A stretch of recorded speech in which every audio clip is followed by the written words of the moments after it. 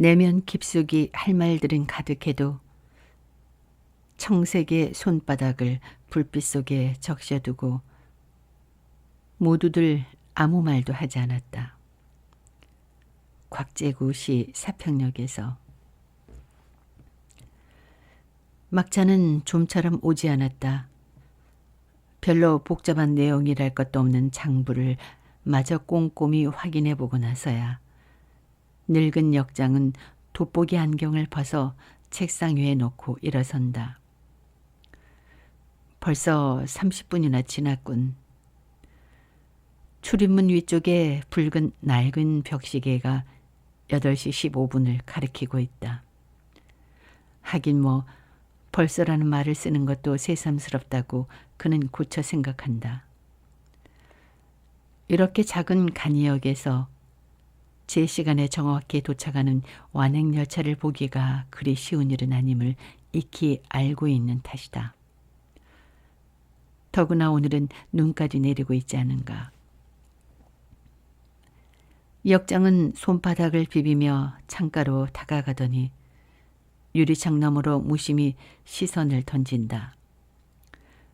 건널목 옆 외눈박이 수운등이 껑충하게 서서 홀로 눈을 맞으며 희뿌연 얼굴로 땅바닥을 내려다보고 있다.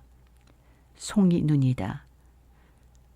갓난아이의 주먹만한 눈송이들은 어둠 저편에 까맣게 숨어있다가 느닷없이 수운등의 불빛 속에 뛰어들어오면서 둥그렇게 놀란 표정을 채 지우지 못한 채 땅바닥으로 곤두박질치고 있다. 굉장한 눈이다. 바람도 그리 없는데 눈발의 비스듬히 빗겨 날리고 있다. 늙은 역장은 조금은 근심스런 기색으로 유리창에 얼굴을 바짝 대어본다. 하지만 콧김이 먼저 재빠르게 유리창에 달라붙어 뽀얀 방울을 만들었기 때문에 소매를 훔쳐내야 했다. 철길은 아직까지는 이상이 없었다. 그는 두 줄기 레일이 두툼한 눈을 뒤집어 쓴 채 멀리 뻗어나간 쪽을 바라본다.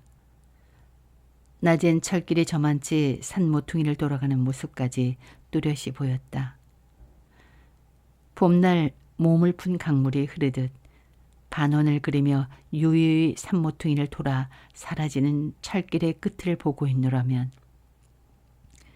마치도 모든 걸 다 마치고 평온하게 죽음을 맞이하는 어느 노년의 모습처럼 그것은 퍽이나 안온하고 평화로운 느낌을 주곤 하는 것이다. 하지만 지금 철길은 훨씬 앞당겨져서 끝나 있다. 수운등 불빛이 약해지는 부분에서부터 차츰 희미해져 가다가 이윽고 흐물흐물 녹아버렸는가 싶게 철길은 더 이상 볼 수가 없다. 그 저편은 칠흑 같은 어둠이다. 어둠에 삼켜져 버린 철길의 끝이 오늘 밤은 까닭없이 늙은 역장의 가슴 한 구석을 썰렁하게 만든다. 그는 공연히 어깨를 떨어보며 오른편 유리창 쪽으로 몸을 돌린다.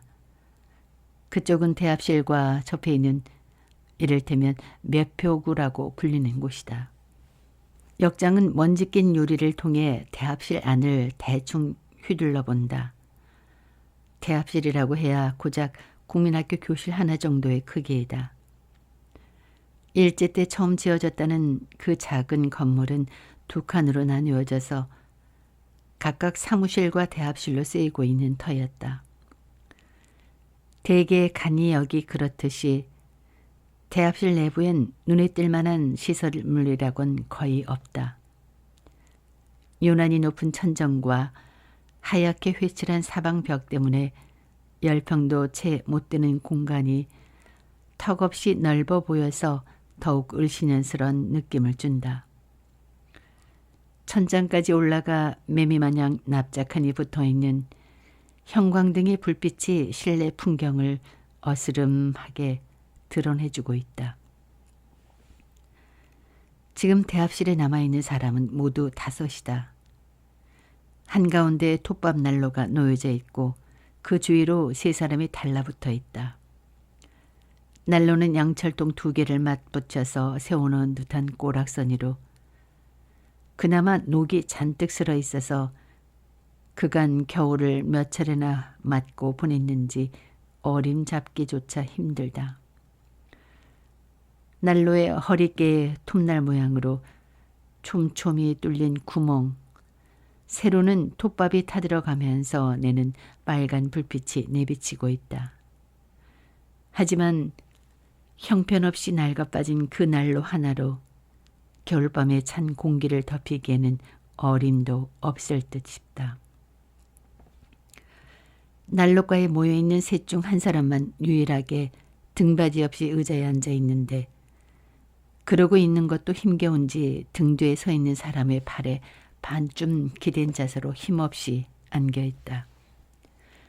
그는 아까부터 줄곧 콜록거리고 있는 중늙은이로 오래 알아오던 병이 요즘 들어 부쩍 심해져서 가까운 도회지의 병원을 찾아가려는 길이라는 것을 역장도 알고 있다. 등을 떠받치고 있는 건장한 팔뚝의 임자는 바로 노인의 아들이다. 대합실에 있는 5사람 가운데서 그들 2 부자만이 역장에겐 낯익은 인물들이다. 그 곁에서 난로를 등진 채 불을 쬐고 있는 중년의 사내는 처음 보는 얼굴이다. 40은 넘었을까 싶은 사내는 싸구려 털 실모자에 때묻은 95발을 걸쳐 입었는데 첫눈에도 무척 음울해 배는 표정을 지니고 있다. 길게 자란 턱수염이며 가무잡잡한 얼굴, 그리고 유난히 번뜩이는 눈빛이 왠지 섬뜩하다. 오랜 세월을 햇볕 한 오락이 들지 않는 토굴 속에 갇혀 보낸 사람처럼 사내의 눈은 기묘한 광채마저 띄고 있다. 그 셋 말고도 저만치 벽을 따라 길게 붙어있는 나무 의자에 점퍼 차림의 청년 하나가 웅크리고 앉아있다. 그리고 청년으로부터 약간 떨어져 있는 곳에는 미친 여자가 의자 위에 벌렁 누워있다. 닥치는 대로 옷을 껴입은 여자는 속을 가득 채운 걸레 모퉁이 모양 몸집이 퉁퉁하다. 청년은 추운지 호주머니에 2 손을 찔러 넣은 채 어깨축지를 잔뜩 웅크리고 있으면서도 무슨 가닥인지 난로 곁으로 갈 생각은 하지 않는 눈치다. 뭔가 골똘히 생각하는 표정으로 청년은 들여다볼 만한 곳이라곤 아무것도 없는 시멘트 바닥을 뚫어져라 내려다보고 있다. 톱밥이 부족할 것 같은데. 창 너머 그들을 하나하나 둘러보다가 문득 난로 쪽을 슬쩍 쳐다보며 늙은 역장은 중얼거린다. 불을 지핀 게 2시간 전이니 지금쯤은 톱밥이 거의 동이 났을 것이다. 톱밥은 역시 바깥의 임시 창고에 저장해 놓고 있었다. 월동용 톱밥이 필요량의 절반 정도밖에 남아있지 않다는 사실을 역장은 아까서야 알았다. 미리미리 충분한 톱밥을 확보해 두는 것은 김 씨가 맡은 일이었지만 미처 확인하지 못한 자신에게도 책임은 있다고 역장은 생각한다. 여권이라고 해야 역장인 자신까지 앞에 기껏 3명뿐이니 서로 책임을 확실히 구분지을 수 있는 일 따위란 애당초 있을 턱이 없었다. 하필 이날따라 사무원인 장 씨는 자리를 비우고 있는 참이었다. 아내의 해산일이라고 어제 아침 고향인 K시로 달려갔으므로 그가 돌아올 때까지는 역장은 김 씨와 둘이서 교대로 야근을 해야 할 처지였다. 하지만 톱밥은 우선 당분간 창고에 남아있는 것으로 이럭저럭 견뎌낼 수 있으리라. 대합실 난로는 하루 2차례씩만 피우면 되니까. 역장은 웅크렸던 어깨를 한번 힘차게 펴보기도 하고 2 팔을 앞으로 흔들어 보기도 한다. 역시 춥긴 마찬가지다. 그새 손발이 시려오기 시작했으므로 역장은 코를 훌쩍이며 엉금엉금 책상 앞을 되돌아간다. 그리고는 사무실용으로 쓰고 있는 석유 난로를 마주 앉아 손발을 펼쳐 널었다. 야야 말이다. 이러다가 기차가 영영 안 올라가는갑다. 아따 아버님도 좀 기다려 보십시다. 설마 온다는 기차가 안 오기야 할랍디요. 아들은 짜증스럽다는 듯이 얼굴도 돌리지 않고 건성 대답한다. 그는 30대 중반의 농부다. 다시 노인이 쿨릭거리기 시작한다. 그때마다 빈약하기 그지없는 가슴팍이 훤히 드러나도록 흔들리고 있다. 아들은 힐끗 노인을 내려다보았으나 이내 고개를 돌리고 난로만 들여다본다. 노인에게 미안한 일이긴 하나 아들은 모든 게 죄다 짜증스럽다. 벌써 몇 달째 끌어온 노인의 병도 그렇고 하필이면 이런 날 그것도 밤중에 눈까지 펑펑 쏟아져 내리는데 기차를 타야 한다는 일도 그렇다. 그 모두가 노인의 괴팍한 성깔 탓이라는 생각이 들자 그는 버럭 소리라도 질러주고 싶은 심정이다. 아들이 전에도 여러 번 읍내병원에 가보자고 했지만 막무가내로 고집을 피우며 죽더라도 그냥 집에서 죽겠노라던 노인이 난데없게도 이날 점심나절에는 스스로 먼저 병원에 가자면서 나선 것이었다. 소피의 혈이 반이 넘게 섞여 나온다는 거였다. 부랴부랴 차비를 꾸리고 나니 이번엔 하루 두 차례 휘황리하는 버스는 멀미 때문에 절대로 타지 않겠다며 노인은 한사코 역으로 가자고 우겼다. 이놈아, 병원에 닿기도 전에 내 죽는 꼴을 보려고 그러냐? 놔라, 싫으면 나 혼자라도 갈란다. 어찌나 엄살을 떠는 통에 할 수 없이 노인을 등에 업고 나오긴 했는데 그나마 일이 안 되려니까 기차마저 강감무소식이었다. 빌어 묵을 놈의 기차가. 농부는 문득 치밀어 오르는 욕지거리를 황황히 깨물며 지레 놀라 노인의 눈치를 살핀다. 다행히 눈꼭 낀 노인의 눈은 아까처럼 질끈 닫혀져 있다. 아들은 고통으로 짙게 고랑을 파고 있는 노인의 추한 얼굴을 내려다보고는 약간 죄스러운 마음이 든다. 이거 내가 무슨 짓이다냐. 죄 받는다 죄 받아. 노인이 또 쿨룩쿨룩 기침을 토해낸다. 가슴 밑바닥을 쇠갈기로 긁어내는 듯한 고통스러운 기침 소리. 쿨룩쿨룩. 아, 저 기침 소리. 사내는 흠칫 몸을 돌려 소리가 나는 쪽을 찾는다. 그러나 그것은 감방장 허씨가 아니라 남 모르는 사람들 뿐. 사내는 낮게 한숨을 토해내며 고개를 흔들어 버리고 만다. 밖엔 간간히 바람이 불고 있다. 전깃줄이 윙윙 휘바람을 불었고 무엇인가 바람에 휩쓸려 다니며 연신 딸그락 소리를 낸다. 대합실안은 조용하다. 산골짜기를 돌아 달려온 바람이 역사 건물을 지나칠 때마다 유리창이 덜그덕거리고 이따금 난로 속에서 톱밥이 톡톡 튀어오를 뿐 사람들은 아무도 입을 열지 않는다. 저만치 혼자 쭈그려 앉은 청년은 줄곧 창밖의 바람 소리를 헤아리고 있던 참이다. 이윽고 청년은 의자에서 몸을 일으킨다. 딱딱한 나무 의자로부터 스며오는 한기로 엉덩이가 시리다. 창가로 다가가다 말고 그는 문득 누워있는 미친 여자 쪽을 근심스레 살핀다. 여자는 새우등을 하고 모로 누웠는데 시체가 아닌가 싶을 만큼 미동조차 없다. 세상에 이렇게 추운 곳에서 그런 지경에도 사람이 잠들 수 있다는 사실이 청년은 도대체 믿기지 않는 모양이다. 여자에게서는 가느다란 숨소리만 이따금 새어나오고 있다. 청년은 다시 유리창 밖을 내다본다. 밤새 오려는가 송이송이 쏟아져 내리고 있다. 대합실 안에서 새어나간 불빛이 유리창 가까운 땅 바닥 위에 수북하게 쌓인 눈을 비추고 있다. 하얗게 쏟아지는 눈발을 망연히 바라보며 청년은 그것이 무수한 나비떼 같다고 생각한다. 그래, 나비떼야.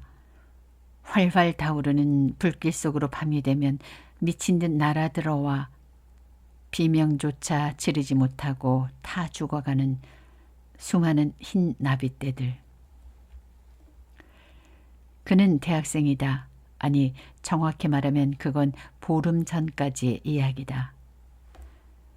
청년은 아직도 저고리 안주머니에 학생증을 지니고 있긴 하지만 앞으로 그것을 사용해 볼 기회는 영영 없을지도 모른다.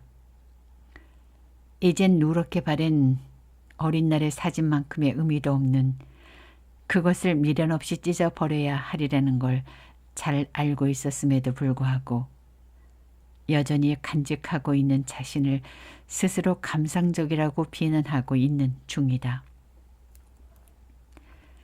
청년은 유리창에 반사된 톱밥 난로의 불빛을 응시한다. 그 주홍의 불빛은 창유리 위에 놀랍도록 선명하게 재생되어지고 있었으므로 청년은 그것이 정작 실물이 아닌가 하는 착각을 일으킬 뻔했다. 그것은 한 폭의 그림처럼 아름다웠다. 먹빛 어둠은 화폭으로 드리워지고 네모진 창틀 너머 순백의 눈송이들이 화폭 위에 무수히 흩날리고 있다. 거기에 톱밥 난로의 불꽃이 선연한 주홍색으로 투영되어지자 한순간 그 모든 것들은 기막힌 아름다움을 이루어내는 것이었다. 저건 꿈일 것이다. 아름답지만 존재하지 않는 것, 존재하지 않으므로 아름다운 것. 청년은 불현듯 눈빛을 빛내며 한 발 창 쪽으로 다가서고 있다. 아우슈비츠에 학살이 있었고 그 아무도 아름다움을 노래하지 않았다. 더는 누구도 꿈꾸지 않았다. 침묵, 잠, 그리고 죽음. 가슴의 뜨거움에 대해서 우리는 얼마나 오래 생각해야 하는 것일까. 이 엑스 자식들아.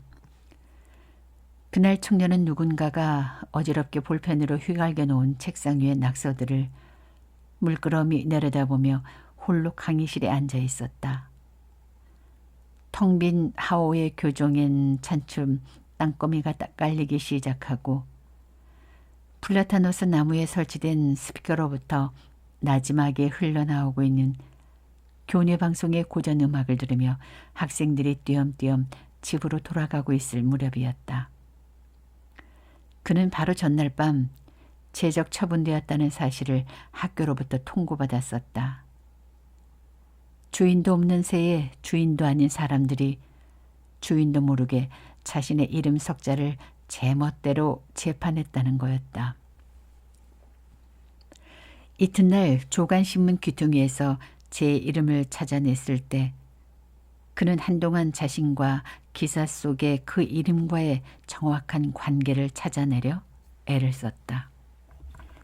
끝내 실감이 나지 않아서 연희 때 하듯 귀퉁이가 쭈그러진 책가방을 챙겨들고 쭈뼛쭈뼛 강의실에 들어서자마자 친구들은 너도 나도 그를 애워쌌다. 지도 교수는 짐짓 눈물겨운 표정으로 그의 손을 덥석 잡아주었다. 괜찮습니다. 모두들 돌아가 버린 텅 빈 강의실은 관속처럼 고요했다. 창틈으로 비껴들어온 일몰의 잔광이 소리 없이 부유하는 무수한 먼지의 입자를 하나하나 허공으로 떠올리고 있었다. 미처 덜 지운 칠판의 글자들, 분필가루 냄새, 휴식 중인 군대의 대호마냥 흐트러져 있는 책상들, 강의실 바닥의 얼룩. 그런 오래 친숙해온 사물들 속에서 그는 노 교수의 나직한 음성과 친구들의 웅얼거림, 그들의 체온과 호흡과 웃음소리와 함성이 아무도 없는 그 순간에 또렷하게 되살아나오고 있음을 놀라움으로 지켜보고 있었다.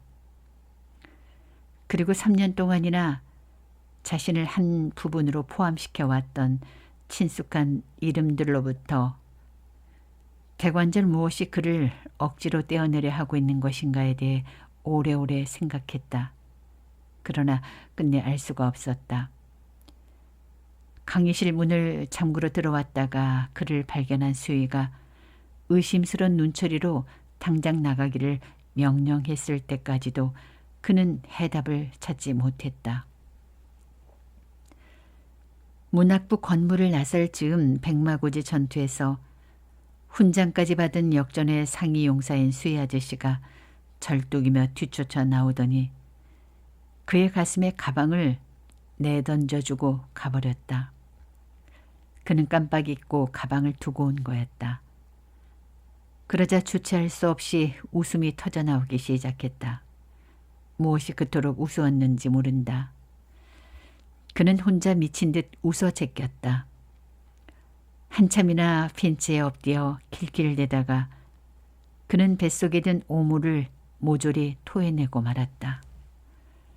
토하면서도 자꾸만 웃고 또 웃었다. 그러다가 끝내 울음이 터져 나와 버렸던 거였다. 덜커덩 대합실 출입문이 열리며 한때의 사람들이 나타난다. 우연인지 모르지만 4사람 다 여자들이다. 그녀들의 등 뒤로 삼동의 시린 바깥바람이 바싹 달라붙어 함께 들어왔다. 바람 끝에 묻어온 싸늘한 냉기에 놀라서 대합실 안에 있던 사람들의 고개가 일제히 그쪽으로 꺾여준다. 첫눈에도 그녀들이 모두 일행은 아니라는 걸 쉽게 알 수 있다. 몸집이 큰 중년 여자와 바바리 코트를 입은 처녀, 그리고 나머지 둘은 큼지막한 보따리를 하나씩 이고 오는 품이 무슨 행상꾼 아낙네들이 분명하다. 그녀들은 무척 서둘러 온 눈치다. 머플러며 어깨에 눈이 수북하다. 조위에 바짝 어른 뺨을 실룩이며 가쁜 입김을 뿜어내고 있다. 기차 떠난 건 아니죠? 맨 처음 들어섰던 중년 여자가 그 말부터 묻는다. 그녀는 아까 문을 여는 순간 난로가에 서 있는 사람들을 보고 기차가 오지 않았다는 걸 짐작했었지만 그래도 재차 확인하려는 속셈이다. 아, 와야 뜨든지 말든지 하지요. 그 빌어먹을 놈의 기차가 1시간이 넘었는데도 강감 무소식이다니까요. 늙은이를 받쳐주고 있던 농부가 부하가 나서 대꾸한다. 그 말에 중년 여인은 대단히 만족한 표정을 역력히 떠올린다. 아예 기뻐 어쩌지 못하겠다는 양 해벌쭉 우기까지 한다. 농부는 눈살을 찌푸리며 여자를 훑어보았다. 그녀는 꽤 비쌀게 틀림없는 밍크 목도리를 두르고 있지만 참 지도키도 뚱뚱하다. 기름찬 아랫배가 개구리 모양 불룩하고 코트 속에 감춘 살덩이가 터져 나올 듯 코트 자락을 압박하고 있다. 농부는 여인의 무릎에 여기저기 짓이겨진 눈을 훔쳐보며 저렇듯 둔하고 커다란 몸뚱이가 눈밭에 미끄러져 뒹굴었을 때 얼마나 거청한 소리가 났을까 하고 상상해 보는 걸로 화풀이를 대신한다. 처녀는 머리에서 눈을 털어내고 있고 장사꾼 아낙네들은 보따리를 내려놓은 다음 난로로 달려와 한 자리씩 차지했다. 그러다가 뚱뚱보 중년 여자가 표를 사기 위해 매표구 쪽으로 가는 눈치였으므로 나머지 3 여자도 어정어정 그녀를 따라간다. 여보세요? 기차 아직 안 왔다면서요? 뚱뚱보가 매표구 유리창을 두드리며 뻔한 질문을 안으로 쑤셔박아 넣었을 때 늙은 역장은 벌써 차표를 준비하고 있던 참이다. 네네, 조금만 기다리십시오. 곧 올 겁니다. 역장은 표를 넉 장 팔았다. 처녀와 중년 여인은 서울행이고 아낙네들은 읍내까지 가는 모양이다. 그녀들이 다시 난로 쪽으로 달려가고 나자 역장은 대합실을 넘겨다보며 오늘 막차는 뜻밖의 손님이 많은 편이라고 생각한다. 대합실에 있는 9명 가운데서 표를 산 사람은 8앱이다. 의자에서 웅크리고 채 잠들어 있는 그 미친 여자는 늘 공짜 승객이기 때문이다. 9시 5분 전이다. 역장은 암만 해도 톱밥을 더 가져다 주어야 하리라고 여기며 장갑을 찾아 끼고 일어선다. 난로를 에워싸고 있는 사람은 어느덧 7으로 불어났다. 늦게 나타난 것이 무슨 특권인 양 여자들은 비좁은 틈을 비집고 들어와 각기 섭섭하지 않게 공간을 확보했다. 그 통에 중년 사내는 연통 뒤편으로 밀려나고 말았다. 청년은 아직도 저만치 창가에 서 있고 미친 여자는 죽은 듯 움직이지 않는다. 한동안 여자들은 추위 속을 걸어온 끝에 마침내 불길을 쬐 수 있게 되었다는 사실에 감격해서 한마디씩 호들갑을 떨기 시작한다. 덕분에 푹 가라앉아 있던 대합실이 부쩍 활기를 띠는 것 같다. 뚱뚱이 서울 여자는 눈치도 빠르다. 조이의 그런 분위기를 인해 간파해내고 내심 우쭐한다. 그녀는 이제 얼었던 몸이 풀리고 나니 입이 심심해지기 시작한다. 하지만 시골 보따리 장사 여편네들 따위와 얘기한다는 것은 자신의 품위에도 관계가 있을 것이므로 다른 마땅한 상대를 찾기 위해 고개를 휘둘러 본다. 마침 맞은편에 서 있는 바바리 코트 아가씨에게 초점이 맞춰진다. 26쯤 화장이 짙은 편이고 머리엔 노릿길에 물을 들였다. 얼굴은 제법 반반한 편이지만 어딘지 불결감 같은 게 숨어 있는 듯하다.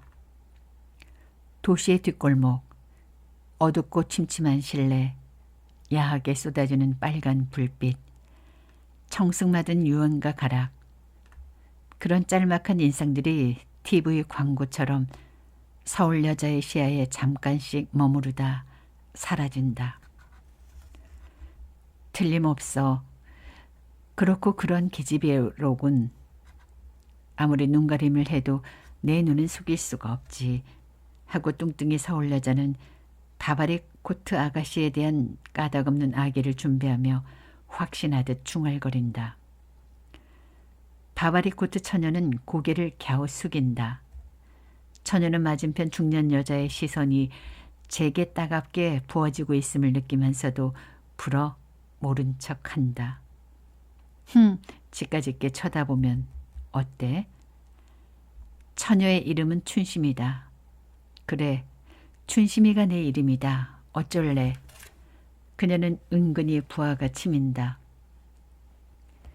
도대체 사람들은 뻔뻔스럽게 왜 남을 찬찬히 훑어보는 개 같은 버르장 머리를 갖고 있는지 모르겠다. 그녀는 다른 사람들이 자기를 쳐다보는 듯한 눈치가 배면 아주 딱 질색이다. 그것은 흡사 온몸을 하나하나 발가 벗기는 것 같아서 불쾌하기 그지없다. 참 알 수 없는 일인 것이 그녀는 어둠 속에서 혹은 빨간 살구알 전등이 유혹하듯 은근한 불빛을 쏟아내는 방구석에서 또는 취한 사내들과 뚜벅뚜벅 젓가락 창단을 맞춰가며 뽕짝을 불러대는 술자리에서라면 누구 못지않은 용감한 여자인 것이다. 춘심이는 애써 고개를 빳빳이 세워 뚱뚱이 여자가 자기를 여전히 뻔뻔스레 훑고 있음을 확인한다. 이제 춘심이는 아까보다 훨씬 오만한 표정을 떠올리며 무심한 척 난로의 불빛만 들여다보기로 한다. 춘심이는 고향에 내려왔다가 서울로 다시 올라가는 길이다. 중학을 졸업하고 나서 몇 년 빈둥거리다가 어느 날 밤 무작정 상경한 후로 그때도 바로 이 기차였다. 3년 만에 처음 찾아온 고향집이었다. 그래도 편지는 가끔 띄웠었다. 물론 이쪽 주소는 한 번도 알려주지 않았다. 화장품 회사에 다닌다고 전해두긴 했지만 식구들이 꼭 믿는 눈치는 아니었다. 어쨌든 그녀의 기황은 비교적 환영을 받은 셈이었다. 때 묻은 가방 하나만 꿰차고 주렐랑을 친 계집애가 완연한 멋쟁이 처녀로 변신해서 얼마의 돈과 식구들은 물론 친척 어른들 목까지 옷가지며 자질구레한 선물들을 꾸려가지고 나타났으니 그럴 법도 했다. 휴가를 틈타 내려온 거로 된 그 닷새 동안 오랜만에 그녀는 고향에서의 어린 시절의 행복을 되찾은 기분이었다. 기차가 온다. 행상군 아낙네들과 서울 여자가 맨 먼저 짐꾸러미를 챙겨들었고 의자에 앉아 졸고 있는 노인을 황급히 흔들어 깨워 농부가 등에 업었다. 중년 사내와 창가에 혼자 서 있던 대학생도 천천히 몸을 돌려 세운다. 미친 여자마저 그 소란통에 부시시 일어났다. 그들이 문을 열어 제치고 플랫폼 쪽으로 바삐 몰려가고 있을 때 저편 어둠을 질러오는 불빛을 확실히 볼 수 있었다. 하지만 뜻밖의 기차는 속도를 조금도 늦추지 않은 채로 그들을 지나쳐가고 말았다. 유난히 밝은 기차 내부의 불빛과 승객들의 거뭇거뭇한 머리통 정도조차도 언뜻 분간하기 어려웠을 만큼 기차는 쏜살같이 반대쪽으로 내달려가 버렸다. 기차가 사라지고 난 뒤 사위는 다시금 고요해졌다.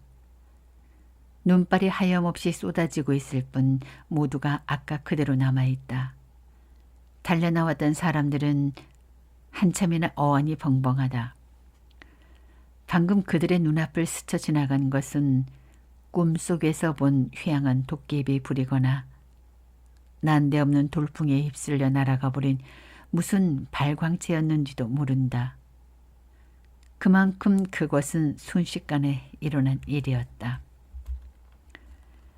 기차가 스쳐간 어둠 저편에서 손전등을 든 늙은 역장이 나타나 그것이 특급 열차라고 알려주었을 때에야 사람들은 풀죽은 모습으로 대합실로 어기적 되돌아왔다. 나원 참 좋다가 말았다고이. 누군가 투덜댔다. 난로를 차지하고 둘러싸서 한동안은 모두들 입을 봉하고 있다. 저마다 실망한 기색이다. 대학생은 아까처럼 창을 내다보고 있고 미친 여자는 의자에 멀뚱하게 앉아있다. 쿨룩쿨룩 노인이 기침을 한다. 농부는 노인의 가슴을 크고 볼품없는 손으로 문질러준다. 난로가 달아오르고 있다. 훈훈한 열기가 주위에 서 있는 사람들의 몸을 기분 좋게 적신다. 남자들이 담배를 피우는 모습을 보고 있으려니 여자들은 문득 입안이 허전한가 보다. 아낙네 하나가 보따리에 손을 집어넣고 무엇인가를 찾고 있다. 이윽고 아낙의 손끝에 북어 2마리가 따라 나온다. 그녀는 그걸 대뜸 난로 위에 얹어 굽더니 푹푹 찢어내어 사람들에게 골고루 나누어 준다. 잡숴들 보실라요? 입이 궁금할 때는 이것도 맛이 괜찮합디다. 고맙기나오만 이렇게 먹어버리면 뭐 남기나 하겠소? 역장이 한 조각 받아들며 말한다. 미칠 때 미치더라도 먹고 싶을 때는 먹어야지라오. 거시기 금강산도 식후경이라 안압디요. 히히히. 안악은 제법 유식한 말을 했다는 생각에 스스로 대견해서 익살맞게 이빨을 드러내고 웃는다. 농부와 대학생과 춘심이도 한 오라기씩 입에 넣고 우물거리고 있다. 뚱뚱이 서울 여자는 마지못한 신용으로 그걸 봤더니 행여 더러운 것이라도 묻지 않았나 싶은 듯 손가락 끝으로 요모조모 뜯어보다가 입에 넣는다. 그녀는 여전히 마지못한 표정을 짓고 있었지만 속으로는 그게 생긴 것보다는 맛이 괜찮다고 생각한다. 그러고 보니 그녀는 저녁을 걸은 채로 했다. 북어를 팔러 다니시는가 보죠? 뚱뚱이 여자는 북어 얻어먹은 걸 반지르한 서울말로 갚아야겠다는 속셈이다. 북어뿐 아니라 김, 멸치, 미역 같은 해산물도 갖고 다니라오. 산골이라 해산물이 귀해서 그런지 사평에 오면 그런 대로 사주는 편입디다. 저쪽 아주머니도요? 보따리가 꽤 커 보이는데. 아니라오. 나는 옷장사요. 정초도 가까워오고 해서 애들 옷가지랑 노인네 손바지 같은 걸 쪼까마니 떼어와 봤더만 이번엔 영 재미를 못 봤어야. 3, 4일 전에 다른 옷장사가 먼저 들러갔다고 그럽디다. 오가는 차비 빠지기도 힘들게 되부렸는갑소. 아따 성님도 엄살은 그만큼 팔았으면 됐지 손해는 무슨 손해요. 젊은 한학은 북어 2마리를 더 꺼내어 난로에 얹으며 호들갑을 떤다. 근데 여기 기차도 다 틀린 건 아닌지 모르겠네. 어떡하면 좋지? 이놈의 시골 바닥엔 여관 하나도 안 보이던데. 서울 여자가 코를 찡그린다. 누구 아는 사람을 찾아오신 게 아닌갑네요. 젊은 한학이 퍽 호의를 보이며 묻는다. 아는 사람이 누가 있겠수. 이런 두매산골은 눈 째지고 나서 처음 와봤다고요. 말만 들었지. 종이 지 하나 들고 찾아와 보니까 이게 모두가 다 그 몹쓸년 때문이지 뭐야 하려다가 서울 여자는 입을 오므리고 만다. 단무지같이 누렇게 뜬 사평댁의 낯빛이 눈에 선하게 떠오른 까닭이다. 사람들은 약속이나 한 듯 말을 잊었다. 어쩌면 그들은 열차를 기다리고 있다는 사실조차 망각하고 있는 것인지도 모른다. 중년 사내는 담배를 입에 문 채 성냥불을 댕기려다 말고 멍하니 난로의 불빛을 들여다보고 있다. 노인을 안고 있는 농부도 대학생도 쭈그려 앉은 나낙네들도 서울 여자도 머플러를 쓴 춘심이도 저마다의 손바닥들을 불빛 속에 적셔두고 망연한 시선을 난로 위에 모은 채 모두들 아무 말도 하지 않았다. 저만치 홀로 떨어져 앉아있는 미친 여자도 지금은 석고상으로 고요히 정지해 있다. 이따금 노인의 기침소리가 났고 난로 속에서 톱밥이 톡톡 튀어올랐다. 의유 산다는 게 대체 무엇이간디. 불현듯 누군가 나직이 내뱉었다. 그러자 사람들은 그 말꼬리를 붙잡고 저마다 곰곰이 생각해보기 시작한다. 정말이지 산다는 게 도대체 무엇일까? 중년 사내에겐 산다는 일이 그저 벽돌담 같은 것이라고 여겨진다. 햇볕도 바람도 흘러들어가지 않는 폐쇄된 공간. 그곳엔 시간마저도 아무런 흔적을 남기지 않는다. 마치 이 작은 시골 간이역을 빠른 속도로 무심히 지나쳐 버리는 특급 열차처럼. 사내는 그 열차를 세울 수도 탈 수도 없다는 걸 잘 알고 있다. 그러면서도 여전히 기다릴 도리밖에 없다는 것. 그것이 바로 앞으로 남겨진 자기 몫의 삶이라고 사내는 생각한다.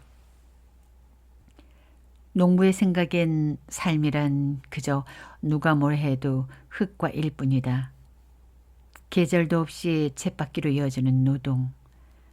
농한기라는 겨울철을 맞아도 융자금 상환과 농약값이며 비료값으로부터 시작하여 중학교에 보낸 큰 아들놈의 학비에 이르기까지 이런저런 걱정만 하다가 보내고만은 한숨철이 되고만 지도 오래였다. 삶이란 빛이 등뼈가 휘도록 일하고 근심하다가 끝내는 늙고 병들어 죽는 것이리라고 여겨졌으므로 드디어 어려운 문제를 풀어냈다는 듯이 농부는 한숨을 길게 누신다. 서울 여자에겐 돈이다. 그녀가 경영하고 있는 음식점 출입물 들어서는 사람들은 모조리 그녀에겐 돈으로 벤다. 어서 오세요. 입에 붙은 인사도 알고 보면 손님에게가 아니라 돈에게 하는 말일 게다. 그래서 뚱뚱이 여자는 식사를 마치고 나가는 손님들에게 결코 안녕히 가세요라는 말은 쓰지 않는다. 또 오세요다. 그녀는 가난을 한다. 미친 듯 돈을 벌어서 가랑이를 찢어내려던 어린 시절에 배고픈 기억을 보란 듯이 보상받고 싶은 게 그녀의 욕심이다. 물론 남자 없이 혼자 지새워야 하는 밤이 그녀의 부대자루 같은 살덩이를 이따금 서럽게 만들기도 한다. 하지만 그녀는 두 아들을 끔찍이 사랑했다. 소중한 두 아들과 또 그들을 행복하게 만드는 데 쓰여질 돈. 그 두 가지만 있으면 과부인 그녀의 삶은 그런대로 만족할 것도 같다. 춘심이는 애당초 그런 골치 아픈 얘기가 생각하기도 싫어진다. 산다는 게 뭐 별것일까. 아무리 허덕이며 몸부림을 쳐본들 까짓것 혀 꼬부라진 소리로 불러드는 청승맞은 유행가 가락이나 술 취해 두들기는 젓가락 장단과 매양 한 가지일 걸 뭐.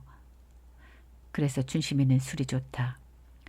아무것도 생각나지 않게 해주는 술님이 고맙다. 그래도 춘심이는 취하면 때로 울기도 하는데 그 까닭이야말로 춘심이를 모를 일이다.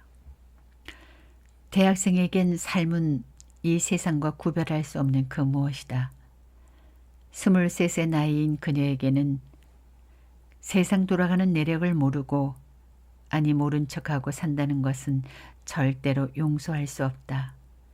그런 삶은 잠이다. 마치 상태에 빠져 흘려 보내는 시간일 뿐이라고 청년은 믿고 있다. 하지만 그는 얼마 전부터 그런 확신이 조금씩 흔들리기 시작하는 걸 느끼고 있다. 유치장에서 보낸 한 달 남짓한 기억과 퇴학, 끓어오르는 그들의 신념과는 아랑곳 없이 이루어지고 있는 강의실 밖의 질서. 그런 것들이 자꾸만 청년의 시야를 어지럽히고 혼란을 일으키고 있는 중이다. 행상꾼 아낙네들은 산다는 일이 이를테면 허허한 길바닥만 같다. 아니면 꼭두 새벽부터 장사치들이 때로 엉켜 아우성치는 시장에서 허겁지겁 보따리를 꾸려 나와 때로는 시골 장터로 혹은 인적뜸한 산골 마을로 돌아다니며 역시 자기네 처지보다 나을 것이라곤 눈꼽만큼도 없는 시골 사람들 앞에서 거짓말 참말 다 발라가며 펼쳐놓는 그 싸구려 옷가지 같은 것인지도 모른다. 어쨌든 그녀들에겐 그따위 사치스러운 문제를 따지고 말고 할 능력도 건덕지도 없다.